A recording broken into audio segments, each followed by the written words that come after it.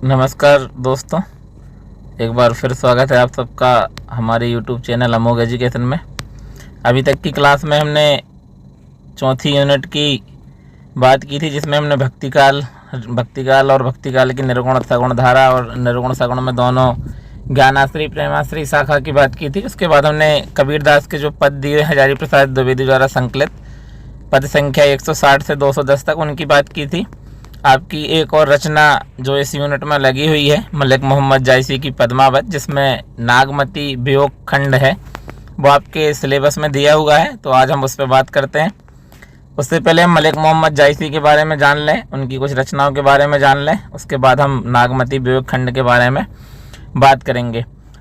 जो मलिक मोहम्मद जायसी थे, उनका जन्म जो है वो 1500 ईस्वी के आसपास माना जाता है। जैसा कि कबीर और इनके जन्म स्थान और जन्म के बारे में मतभेद है विद्वानों में, उसी प्रकार इनके जन्म स्थान के बारे में भी मतभेद हमें देखने को मिलता है और जन्म के बारे में मतभेद देखने को मिलता है। पर इन्होंने स्वयं अपनी दोहे के माध्यम से लिखा है कि जायस नगर मोर स्थानु, नगर गांव आदि उदयानु, तहाँ ते बस 10 पहुने आयो और भाव वैराग बहुत सुख पायो। मतलब जायस नगर की बात कर रहे हैं वो, कि जायस नगर के रहने वाले हैं। मतलब इसलिए उनका जो जन्म माना जाता है उत्तर प्रदेश का जायस नामक स्थान जो है वहाँ पे उनका जन्म माना जाता है। और इनके पिता जो थे वो मलिक राजे अशरफ था, ठीक है, जमींदार और किसान थे, ठीक है। इससे अपने को ज़्यादा मतलब नहीं है, ठीक है। जहाँ प्रश्न बनते हैं वहाँ आपको मैं बता देता हूँ कि किस प्रश्न कहाँ से बनना है, किस प्रकार का प्रश्न बनना है, ठीक है। जायसी के 7 पुत्र थे जो दुर्घटना में चले गए थे। उनके पुत्रों की मृत्यु कारण वैराग्य ले लिया और सूफी संत बन गए थे, ठीक है। हम सूफी धारा में पढ़ते हैं मलिक मोहम्मद जायसी को, ठीक है। इनका जो स्थान है वो निर्गुण शाखा, उसमें भी प्रेमाश्रय शाखा जो आती है, जो हमने अभी बात की थी किसके बारे में, सूफी के बारे में, वो है।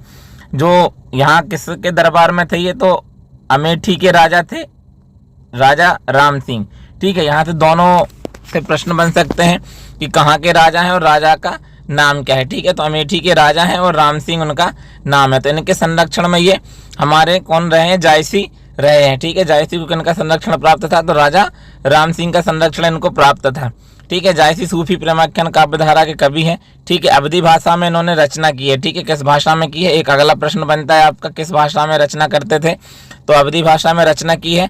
पद्मावत इनकी रचना का नाम है। मतलब ये प्रतिनिधि ग्रंथ का मतलब ये होता है कि इसी ग्रंथ से इनकी पहचान हुई है, ठीक है। इसी ग्रंथ से इनकी पहचान हुई है। अन्य ग्रंथ फिर इनके बाद में आते हैं, जैसे हम अखरावट देख रहे हैं, आखिरी कलाम देखते हैं, तो ये बाद के ग्रंथ है, इनकी ज़्यादा उतना वो नहीं है। पर मेन जो ग्रंथ इनका रहा जिसकी वजह से इनको प्रतिष्ठा प्राप्त हुई है, वो इनका क्या रहा है, वो इनका रहा है पद्मावत, ठीक है। इसकी रचना कब हुई थी, ये बहुत ज़्यादा इंपॉर्टेंट हो जाता है हमारे लिए रचना का समय। तो रचना इनकी 1540 में इसकी रचना हुई थी, ठीक है। कब रचना हुई थी इसकी, 1540 में रचना हुई है, ठीक है। अब इसमें क्या वर्णन है, चित्तौड़ के राजा रतन सिंह है, ठीक है। संगलदीप की राजकन्या पद्मावती है। इनके प्रेम विवाह के पश्चात जीवन का उनका मार्मिक चित्रण है। 2 भागों में इसकी कथा मतलब जो है वो वर्णित है। प्रथम भाग में रत्नसेन और पद्मावती की विवाह की चर्चा है और द्वितीय भाग में जो अलाउद्दीन है उसकी चित्तौड़ पर चढ़ाई की चर्चा की गई कि उसने चित्तौड़ पर चढ़ाई कैसे की थी, ठीक है, अलाउद्दीन के बारे में, ठीक है। तो 2 भागों में वर्णित है, ठीक है। हमने देख लिया भाई कब रची, इसकी रचना काल क्या रहा है, तो 1540 रचना काल रहा है ना। रतन सेन मेन राजा है, पद्मावती है, ठीक है, और अलाउद्दीन खिलजी, ठीक है। बाकी हम एक एक करके आगे बात करते हैं, ठीक है। हरदेव बारी क्या कह रहे हैं कि पद्मावत की कथा जो है प्राकृत भाषा में रचित रल शेखर, ठीक है, रल शेखर कथा का प्रभाव है। तो इसको आप याद रखना, रल शेखर को, ठीक है। और हरदेव बाहरी जी ये कह रहे हैं कि भैया इस पे रचना का प्रभाव देखने को मिलता है। अवधी भाषा में रचित महाकाव्य, रूपक काव्य, ठीक है। इसमें सभी पात्र प्रतीक के रूप में, ठीक है। रूपक का मतलब क्या होता है कि भाई हर जो पात्र है उसको कुछ ना कुछ प्रतीक के रूप में दिखाया गया है, ठीक है। जैसे कि हम बात करें तो रत्नसेन जो है वो साधक या जीवात्मा के रूप में है। यहाँ से प्रश्न हमेशा बनते हैं, जो भी है इसमें जितने भी प्रतीक है उन सबसे सबको कुछ ना कुछ प्रतीकात्मक रूप दिया गया है। पद्मावती जो है वो ईश्वर से मिलने का ज्ञान या बुद्धि का प्रतीक है, ठीक है, चेतन अथवा चैतन्य परमात्मा का स्वरूप है, ठीक है। जिसकी प्राप्ति बताने के लिए कौन आ रहा है, तोता। तोता किसका प्रतीक है, गुरु का, ठीक है। तोता किसका प्रतीक हो गया, गुरु का हो गया। उस प्रकार उसको मार्ग में जब आगे बढ़ता है तो उसको रोकने के लिए आती है नागमती, ठीक है। तो ये जो नागमती है वो संसार की जंजाल का प्रतीक है, या आप संसार का भी बोल सकते हो, ठीक है। संसार का या संसार के जंजाल का प्रतीक है नागमती। राघव चेतन क्या है, राघव चेतन है ना, ये शैतान का प्रतीक है। और अलाउद्दीन जो है वो माया का प्रतीक है, ठीक है। तो हमारे 5-6 प्रतीक हो गए। पहले हो गए हमारे रत्नसेन जो साधक है, जीवात्मा के हैं। पद्मावती जो है वो ईश्वर परमात्मा का स्वरूप है। गुरु कौन है? तोता है, वो गुरु है। ठीक है। नागमती कौन है? ये संसार का जंजाल है। राघव चेतन कौन है? शैतान है। और अलाउद्दीन खिलजी कौन है? ये माया है। ठीक है। तो ये अलग अलग प्रतीक के रूप में है। तो इन प्रतीकों से आपका प्रश्न बहुत बार बनता है। यहाँ से आपका बन जाता है, भाई आपसे पूछ लेगा कि शैतान का प्रतीक कौन है। ठीक है। आपको दे दिया उसने ऑप्शन में कि राघव चेतन दे दिया, अलाउद्दीन खिलजी दे दिया, ठीक है, तोता दे दिया, तब दो तो हम काट देंगे, पर राघव चेतन और अलाउद्दीन में हम कहाँ कन्फ्यूज हो जाते हैं, प्रश्न गलत हो जाता है। इसलिए याद रखना है कि राघव चेतन जो है वो शैतान का प्रतीक है और अलाउद्दीन जो है वो माया का प्रतीक है। ठीक है। अब इसके अतिरिक्त अगर हम बात करें तो अखरावट, आखिरी कलाम, चित्ररेखा और कहरनामा, मसलनामा इनकी रचनाएं। ठीक है। आखिरी कलाम में क्या हुआ? कयामत का वर्णन किया गया है। आखिरी कलाम में किसका वर्णन है? कयामत का वर्णन है। और अखरावट जो है इनका, वो अखरावट में क्या है? हर जो हिंदी वर्णमाला है, हिंदी वर्णमाला के हर एक अक्षरों को लेके उस पर लिखा गया है। ठीक है। इसलिए उसका नाम क्या है? अखरावट। ठीक है। जायसी के प्रेम में प्रणयानुभूति, वो मतलब आध्यात्मिकता, और ये है। ठीक है। रामचंद्र शुक्ल ने सूर तथा तुलसी के साथ त्रिवेणी में इन्हें स्थान दिया है ना। अब हमने इस पहली वाली क्लासों में भी हमने बात की है कि जो रामचंद्र शुक्ल की त्रिवेणी थी उसमें सूर, तुलसी और जायसी थे। तो जायसी को इन्होंने स्थान देके कालजयी रचनाकार बना दिया। ठीक है। उन्होंने माना है कि नागवती वियोग खंड जो है ना, वो वियोग श्रृंगार वर्णन में साहित्य में अद्वितीय स्थान है। डॉक्टर हरदेव नारायण शाही क्या कह रहे हैं? वो कह रहे हैं ये जायसी एक मौलिक रचनाकार रहे हैं जिन्होंने लोक संवेदनाओं को विशेष वरीयता दी है। ठीक है। तो मेन इनको सबसे ज्यादा स्थान इसलिए प्राप्त हो गया है कि रामचंद्र शुक्ल ने अपनी त्रिवेणी में इनको स्थान दे दिया था। ठीक है। अब जायसी की प्रेम पद्धति क्या है? ठीक है। जायसी प्रेम को क्या मान रहे हैं? जीवन का पर्याय मान रहे हैं। भक्ति का अवधारा की सूफी शाखा संबंधित जायसी भक्तिकालीन संत कवियों की भांति जीवन व प्रेम को सार्थक स्वीकार करते हैं। मतलब जीवन और प्रेम आवश्यक है। मतलब उन्होंने कहा कि जीवन में जो प्रेम है वो आवश्यक है, वो जीवन का पर्याय प्रेम है। ठीक है। उसके बिना जीवन संभव नहीं है, जीवन सही नहीं है। ठीक है। वही मानुष प्रेम पे सबल चित्रण किया है। परमानंद दास, कबीरदास, चंडदास, जिन संतों ने वैकुंठ को लौकिक जीवन में खोजने की कोशिश की, उसी प्रकार जायसी ने भी प्रेम के माध्यम से वैकुंठ नहीं, जीवन को वैकुंठ बना देने की वकालत कर दी। मतलब ये जीवन को ये कहाँ खोज रहे हैं? ये भगवान के अंदर जाके वैकुंठ में खोज रहे हैं। और ये क्या बोल रहे हैं? जीवन को ही वैकुंठ बना दो, है ना, जीवन को ही वैकुंठ बना दो। ठीक है। जैसे मानुष प्रेम भयऊ वैकुंठी, ना ही ते कहा छाया भरी मुट्ठी। ठीक है। ये जो दोहा इन्होंने लिखा वो यही बात बता रहे कि मनुष्य का जो प्रेम है वो खुद वैकुंठ बन जाएगा। ठीक है। ना ही ते कहा छार भाई मुट्ठी। ठीक है। नहीं तो उससे क्या मतलब बाकी चीजों से। ठीक है। फिर जायसी का प्रेम जो है वो जीवन में राग उत्पन्न करता है। इसके लिए आवश्यक क्या है? स्वयं का विलय या आत्मदान। मतलब हम स्वयं को जब हम मिटा देंगे तब हम उस प्रेम को प्राप्त कर सकते हैं। ठीक है। जैसे रत्नसेन राजपाट और अहम को त्याग कर उसको प्रेम को पा सका। मतलब जब पद्मावती के लिए, जब हम उसको पद्मावती को हम पूरा पढ़ते हैं, ठीक है, तो पद्मावती के लिए रतनसेन ने क्या कर दिया? अपना राजपाट और सब छोड़कर वो उसको तब प्राप्त कर पाता है। ठीक है। जैसे तोरे कारण प्रेम प्यारी, राज छाड़ी भयऊ भकारी, ये सब पद्मावत की पंक्तियां, दोहे हैं, है ना। तो उनको थोड़ा सा याद रखना। ये कभी कभी दोहे पूछ लेते हैं किस रचना से लिया गया है, किस रचनाकार की पंक्तियां हैं। ठीक है। इसके विपरीत अलाउद्दीन खिलजी ने शक्ति और सत्ता दर्प को प्राप्त करना चाहा और उसे प्रेम के स्थान पर मुट्ठी भर राख मिली। मतलब अब पद्मावत में आगे क्या दिखा रहे हैं हमारे जायसी जी? क्या दिखा रहे हैं कि एक और जब अलाउद्दीन खिलजी उसने क्या चाहा? उसने शक्ति और सत्ता दर्प, मतलब उसकी जो ताकत थी और सत्ता का जो अहंकार था उसका कि मेरे पास इतनी सेना है और मैं सब कुछ विजय प्राप्त कर सकता हूँ, उसको प्रेम नहीं मिला। उसको क्या मिली? मुट्ठी भर राख मिली। ठीक है। इसलिए वो क्या कह रहे हैं कि जो जायसी ने जो प्रेम दिखाया है वो अलौकिक प्रेम दिखाया है। रामचंद्र शुक्ल कह रहे हैं इसी प्रेम को अलौकिक प्रेम माना है इन्होंने। ठीक है। उनकी मान्यता थी कि जायसी की सूफी से अधिक कवि कम थे। मतलब जायसी कहते सूफी अधिक थे और कवि कम थे, है ना। जायसी कहते सूफी अधिक थे, कवि कम थे। मतलब सूफी ज्यादा माना उनने। मतलब जो प्रेम की पीर है, जो सूफी संत हुए हैं, जो प्रेम को ईश्वर अलौकिक प्रेम को जानते हैं, वो थे जायसी, है ना। बल्कि कवि उनमें कम थे। उनकी प्रेम अभिव्यंजना आध्यात्मिकता पर आधारित थी, जिसमें लौकिक प्रेम से अलौकिक प्रेम को प्राप्त करने की गूंज व्याप्त है। कहाँ से जाना है? लौकिक से अलौकिक प्रेम की तरफ जाना है। क्या बोल रहे हैं? जायसी के काव्य में क्या मिलेगा आपको? लौकिक प्रेम से अलौकिक प्रेम की तरफ जाने का रास्ता मिलेगा, उसकी गूंज आपको देखने को मिलेगी। किस लोक के प्रेम से हम उस परलोक के प्रेम को कैसे प्राप्त कर सकते हैं। ठीक है, जायसी के काव्य में लोक तत्व क्या है। जायसी सूफी काव्य के प्रसिद्ध कवि हैं। इसमें 3 प्रसिद्ध रचनाएं अखरावट हो गई, आखिरी कलाम पद्मावत अब भी देखी हमने, ये उनके यश का आधार है। जायसी मुसलमान थे, परंतु उन्होंने हिंदू त्योहार, होली, दीपावली, इन सब का वर्णन, मतलब लोक तत्व में उन्होंने क्या किया, केवल ये नहीं है कि वो मुस्लिम थे तो उन्होंने मुस्लिम चीजों का ही वर्णन किया है। उन्होंने हिंदू के त्योहार है, उनकी दीपावली है, होली है, इन सब का उन्होंने प्रॉपर वर्णन किया है। ठीक है, इस प्रकार हिंदू पौराणिक कथाओं की चर्चा करते हुए राम, कृष्ण, अर्जुन आदि के बारे में भी ये बात करते हुए आपको मिल जाएंगे। ठीक है, मतलब एक मुस्लिम कवि होने के बाद भी हिंदी के जो लोक तत्व थे, मतलब जो हिंदू के लोक तत्व थे या हिंदू की पौराणिक कथा या हिंदू के त्योहार, हिंदू के तीज पर्व जो थे, उन सब का वर्णन आपको जायसी में देखने को मिल जाएगा। मतलब लोक तत्व का उन्होंने वर्णन सब निष्पक्ष होकर किया है, केवल मुस्लिमों की बात नहीं की है। हिंदी कवियों में एकमात्र जायसी ऐसे कवि जिन्होंने समुद्र का वर्णन किया है। ठीक है, समुद्र का वर्णन पहले कवि है। पुराणों में उल्लेखित 7 समुद्रों का वर्णन पद्मावत में किया गया है, जहाँ रतन सेन प्रेम मार्ग पर दृढ़ था, जिसके परिणाम स्वरूप 4 समुद्र, क्षीर समुद्र, उदधी समुद्र, सुरा समुद्र और किलकिला समुद्र को साहसपूर्वक पार करके 7वें समुद्र मानसर में जा पहुंचता है। मतलब इन्होंने किसका वर्णन किया है, 7 समुद्र का वर्णन किया है। जो पुराणों में उल्लेखित 7 समुद्र होते हैं, उन 7 समुद्रों का आपको वर्णन मिल जाएगा। तो यहाँ भी आप देखने को मिलते हैं भैया लोक तत्व जो है वो इसमें विद्यमान था। ठीक है, पौराणिक मान्यता के अनुरूप शेष 2 मानसरोवर व किलकिला पूर्णतः लोक कथाओं में आते हैं। ठीक है, तो इनका वर्णन आपको जायसी की पद्मावत में देखने को मिल जाएगा। फिर क्या मिलेगा, विवाह के दौरान अटारियों पर चढ़ी स्त्रियां दूल्हे को देखना भी लोक तत्व का ही उदाहरण माना जाता है। ठीक है, ये अपना इतना करना है। आगे हम देखें कथानक और रूढ़ियां क्या है। तो जायसी जो है वो अवधि में लिखी है। ठीक है, जायसी की पद्मावत हमने भी बात की। यहाँ रतन सेन और पद्मावती की प्रेम कथा का वर्णन है, ये भी हमारी बात हो गई। लौकिक प्रेम से अलौकिक प्रेम की व्यंजना, ये भी हमने बात कर ली। ठीक है, प्रारंभिक जो है वो कथा वो कल्पना पे आधारित है और उत्तरार्ध ऐतिहासिक है। ठीक है, मतलब जहाँ पे पद्मावती से प्रेम होना, तोते के द्वारा कहानी सुनाना, वो सब काल्पनिक है।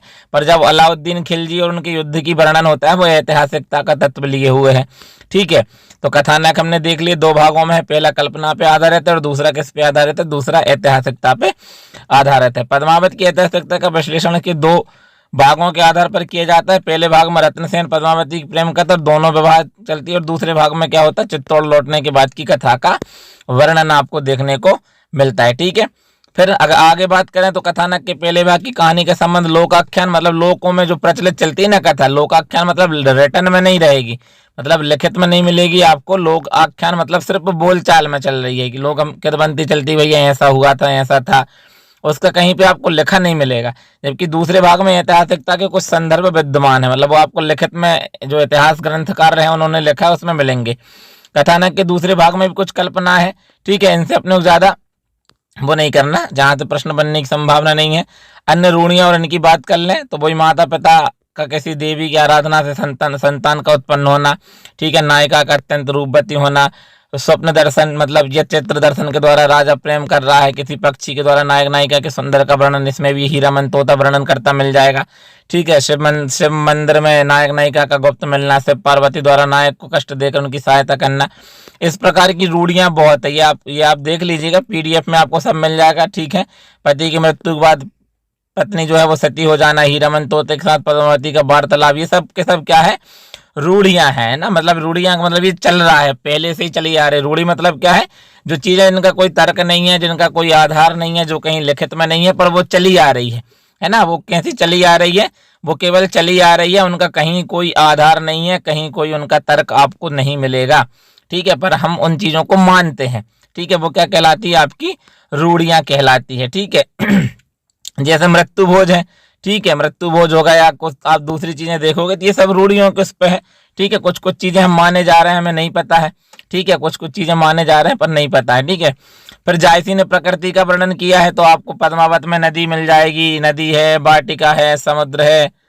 ठीक है, नदी, वाटिका, समुद्र, ये सब के सब आपको मिल जाएंगे। ठीक है, उत्सव है, आभूष वस्त्राभूषण है, भोज्य सामग्री आदि, इन सब का वर्णन आपको देखने को मिलता है। ठीक है, इसमें प्रकृति का वर्णन ये सूफी काव्य धारा के जितने जो कवि है उनमें सब में मिलता है, वैसे ही आपको यहाँ पे देखने को मिल जाएगा। ठीक है, वर्षा ऋतु का आगमन मिलेगा, पावस ऋतु, सबसे ज्यादा आपको पता है ये चीज जो नागमती के वियोग खंड में है ना, जब 12 माह का वर्णन करता है वो है ना, नागमती के ब्रह खंड में जब 12 मासा का वर्णन करता है जायसी, तब आपको सारी चीजें मिल जाएंगी। भाई गर्मी में क्या है, बारिश में क्या है, हर महीने की मतलब 12 महीने पूरे के पूरे 12 महीनों में बताते हैं नागमती का वियोग।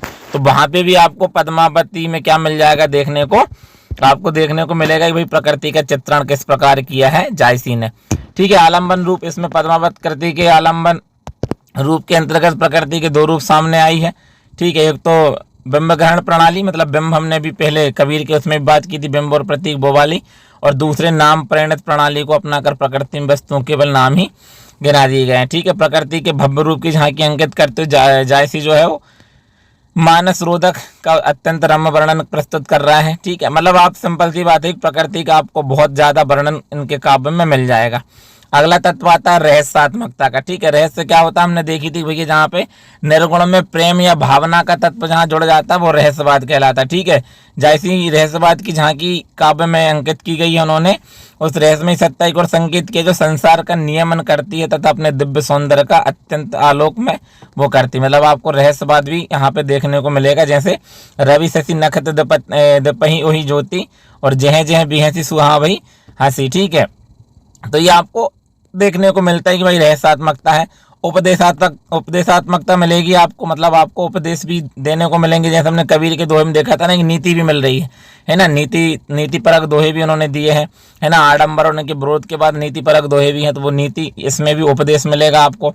ठीक है, सुखी निश्चिंत जोरी धन करना, यह नहीं चित्त आगे है मरना, मतलब वो उपदेश दे रहे हैं कि भैया आप जो धन जो कर रहे हैं वो ठीक है, पर ये चित्त न आगे है मरना, मतलब अपने को आगे मरना ही है, तो इन सब चीज़ों का कोई औचित्य नहीं है। ठीक है, भूले हमहु गर्भ तेहि माहा और सो बिसरा पावा जहीं पाहा।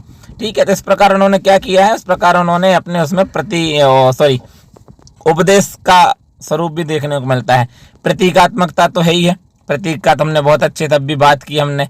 ठीक है, पूरे सब प्रतीकों की हमने बात कर ली, तो प्रतीकों की बात हो गई है। ठीक है, उसके बाद मानवीकरण के रूप, मतलब मानवीकरण एक बात समझो कि प्रकृति को मानवीकरण मानना, जैसे हम बोलते हैं कि हवा मेरे कानों में कुछ कह रही है, तो हवा कह रही, हवा कह तो सकती नहीं, हवा को हमने क्या मान लिया, मनुष्य मान लिया, मानव मान लिया, तो ये प्रकृति का मानवीकरण होता है ना, मतलब जहाँ प्रकृति को मानव की भांति क्रियाकलाप करते हुए चित्रित किया गया है। जैसे झरनों की कलकल आवाज कुछ कह रही थी, तो भाई आवाज कुछ नहीं कह सकती, वो तो बस आवाज आएगी, पर वो बात तो नहीं बता रही कि कुछ बोल रही हो स्पष्टता मनुष्य जैसे। पर जहाँ क्या कर रहे हैं, मानव को क्या करते हैं, प्रकृति की भांति क्रियाकलाप करते हुए जब हम चित्रित करते हैं, उसको हम क्या कहते हैं, मानवीकरण कहते हैं। ठीक है, तो जब प्रकृति में चेतना, संवेदना, भावना आरोपित किया जाता है, तो प्रकृति का वर्णन क्या कहलाता है, मानवीकरण कहलाता है। तो जायसी ने पद्मावत पे अलग अलग स्थलों पर मिलेगा आपको, भा निर्मत ही पाए इस पर से और भासी तल पे तरणी बुझाई। ठीक है, इस प्रकार फिर संदेश वाहक के रूप में है, तो संदेश ले जाने के रूप में भेजा है। ठीक है, नागमती एक पक्षी है, वो जाएगा संदेश लेके। ठीक है, तो पक्षी प्रकृति में ही आएगा ना, तो वो संदेश लेके जा रहा है, तो संदेश वाहक हो गई। संवेदना तो बहुत है, ठीक है, संवेदनात्मक प्रकृति देखने को मिलेगी। ठीक है, इस प्रकार ये आपने देखा। फिर काव्य कला, जायसी की काव्य कला की बात करें हम, तो काव्य कला में भाषा अवधि, ठीक है, ये साहित्यिक ग्रंथ है उच्च कोटि का, अपनी उर्वर रसात्मकता का अद्भुत समन्वय किया है जायसी ने। जायसी का पद्मावत कई दृष्टियों से उल्लेखनीय महाकाव्य माना जाता है। जायसी काव्य कला का अनुशीलन निम्नांकित बिंदुओं पे हम कर सकते हैं।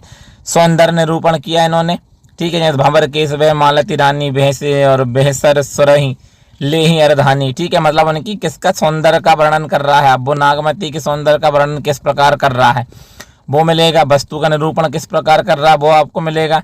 प्रकृति का निरूपण मिलेगा, जैसे मानसरोधक वर्णों कहा भरा समुद्रसी अस्तही अबगाहा पानी मोती असी निर्मलतासु अमृत आनी कपूर सुबासु। ठीक है, तो ये रहस्यवादी अभी ऊपर जो हम देख के आए सारी चीजें वही है, रहस्यवादी भावना आपको मिलेगी। भाव और रस का निरूपण आपको देखने को मिलता है। अलंकार का निरूपण आपको मिलेगा। अब अलंकार में वही अन्योक्ति है, समासोक्ति है, रूपक है, उपमा उत्प्रेक्षा, व्यतिरेक है, रूपशोक्ति है, ये अलंकार आपको देखने को मिल जाएंगे। अब एक बात याद रखो, ये महाकाव्य है, तो महाकाव्य में कोई एक अलंकार या एक रस नहीं है, एक रस प्रधान जरूर है। ठीक है, एक रस जो है वो प्रधान जरूर है, पर केवल एक रस और एक अलंकार से नहीं बनेगा, क्योंकि महाकाव्य है, इतने सर्ग हैं, उसमें 69 सर्ग है। ठीक है, तो इन 69 सर्गों में आपको कैसे वो चलेगा, ठीक है।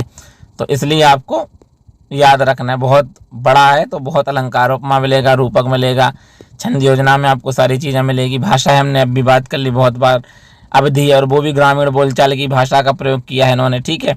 अरबी और फारसी के शब्द भी आपको मिलेंगे। प्रबंधात्मकता हो गई। तो ये हमारी किसकी बात हो गई, मलिक मोहम्मद जायसी की पद्मावत, ठीक है। आपको नागमती वियोग खंड के बारे में हम कल वीडियो में आपको जानकारी मिल जाएगी, PDF इसकी भी आपको उपलब्ध हो जाएगी। इस वीडियो लेक्चर के मिलने के बाद आपको इसकी PDF भी उपलब्ध हो जाएगी। बस अभी 1-2 दिन आप लोग थोड़ा सा एडजस्ट कर लीजिए, ठीक है। मुझे बहुत आवश्यक कार्य है ना हमारे घर पे, तो इस चक्कर में हम 2 दिन आपको लाइव क्लास नहीं दे पाएंगे। 2 दिन तक आपको रिकॉर्डेड वीडियो ही मिलेगी, ठीक है। रिकॉर्डेड वीडियो आपको समय पे मिल जाएगी, आपको नोट्स समय पे मिल जाएंगे। हाँ, लाइव क्लास के लिए हम थोड़ा सा वेट करेंगे, ठीक है। तो अभी के लिए इतना ही, धन्यवाद।